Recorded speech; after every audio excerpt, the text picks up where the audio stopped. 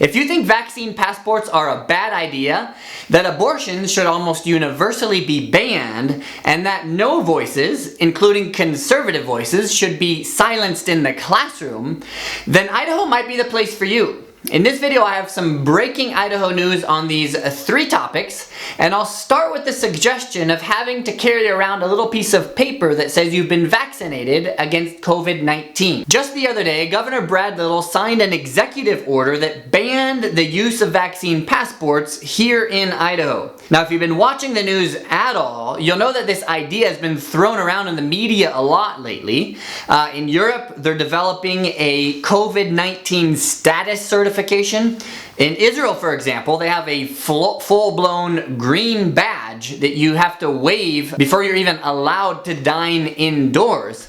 So in the States, we've been talking about whether or not this is something that we want here. But if you think about it, the idea of a COVID certification passport is kind of a controversial issue for several reasons. Number one, a vaccine passport creates different classes of citizens.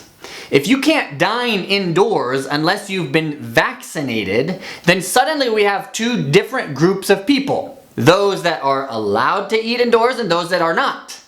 Number two, it also threatens individual freedom. Now, it's true, the government is not forcing you to get a vaccine, but if you can't get a job, for example, unless you've been vaccinated, then effectively your freedom to get the vaccine has been taken away because you can't live without having a job. Number three, it threatens medical privacy. Now, this is something that we're very concerned about here in the US. If you go to the doctor's office today, they'll make you sign a waiver form that says the doctor is allowed to give your spouse your medical information if for some reason you're incapacitated. But if you have to flash a little badge to the 16-year-old hostess of your favorite sushi joint before you can get a seat, suddenly we're doing away with medical privacy. So this idea of vaccine passports is very controversial, and the Biden administration until recently has been kind of unclear as to where they stand on the issue. Well, just the other day, on April 6th, the Biden administration said that they are not in favor of vaccine passports. And just a few days later, Governor Brad Little signed an executive order saying that we won't put up with that in Idaho here as well. Vaccine passports violate individuals' freedom. Now, I happen to agree with that policy. I don't think that vaccine passports are a good idea. What I do have a problem with, though, is the way in which that policy was achieved.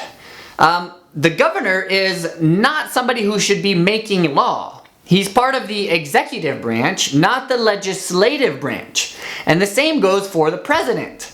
So I have a problem with governors and presidents that are signing executive orders and effectively making law. I think that's a dangerous path to go down because suddenly the power to make a law is thrown into the hands of one person. I have a couple other interesting updates on some abortion laws here in Idaho, but before I get to that, let me just say that my name is Benj Foreman, and if this is your first time here, my channel focuses on the Boise housing market and all kinds of other things related to living in Boise. So if you want to keep up with the latest on what's happening here in Boise and in Idaho in general, hit the subscribe button and the notification bell so you don't miss out on future videos. The fetal heartbeat bill was just passed by the Idaho Senate several days ago. Now, I've mentioned this in a previous video. I'll put a link to that right up here. But just to remind you, this bill was tabled a few weeks ago. It just passed the Idaho Senate, and now it goes on to the House. The fetal heartbeat bill would put an end basically to all abortions, or most abortions in Idaho once a heartbeat is detected. And that's usually about 6 to 8 weeks after conception. So I'll be sure to keep you updated on what happens in the House when that is voted on. Two new bills were just introduced by Senate committees recently. One of them is intended to dissuade women from having an abortion if the fetus is diagnosed with Down syndrome. I don't have much information on that, but I'll keep you updated and posted on what develops with that. The second bill would strip state tax money for providers that provide abortions to women. So an institution like Planned Parenthood, if they provide abortions, if this law is passed, they wouldn't get any state money, even though they provide other services. The bill would also stop schools and state agencies from giving out emergency contraceptives. And finally, the Idaho House of Representatives just voted down the budget to fund our 4 state universities. Now, it doesn't sound like very exciting news, but it actually was a pretty big deal here in Idaho. There was $631.4 million on the table, but in an unprecedented vote, they voted down the budget. They didn't even send it back to be rewritten. They just voted it down. The representatives that were there in the vote said they've never seen a vote like this in 20 years. The sponsor of the bill even stood up before they voted and said, "Don't vote on it. It's a bad bill." And what happened was, it seemed that Boise State University was discriminating against conservative voices in some of their classrooms.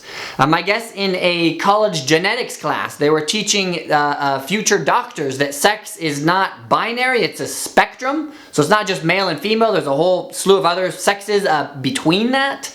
In some history classes, I guess they were teaching that the United States was not founded in 1776, but in 1619 on the back of slaves. And in so doing, in some of their classes, they were silencing critical voices of that, the conservative side. So the Idaho House of Representatives heard about that. They said, we're not going to put up with that. If you're not going to allow free speech in some of your classrooms, then you're not going to get our money. So it was voted down. We'll see what happens in the future. My guess is they'll probably have another bill that comes to fund the universities, and maybe they'll get some things rectified. But I thought it was interesting because Idaho is the 5th most conservative state in the U.S. And the fact that you have some of this silencing or some of this discrimination against conservative voices in the 5th most conservative state in the United States, to me says that it's all across the U.S. So it seems Idaho is taking steps to do away with that in the instances that have come to their attention. Again, I'll be sure to keep you posted on what happens next, but that's the latest here. If you want to see another video on some of the political and social issues that we're dealing with here in Boise and in Idaho in general, hit that video right here. If you'd like to see a more specific video on what Boise is like and see some neighborhood tours, check out this video right here.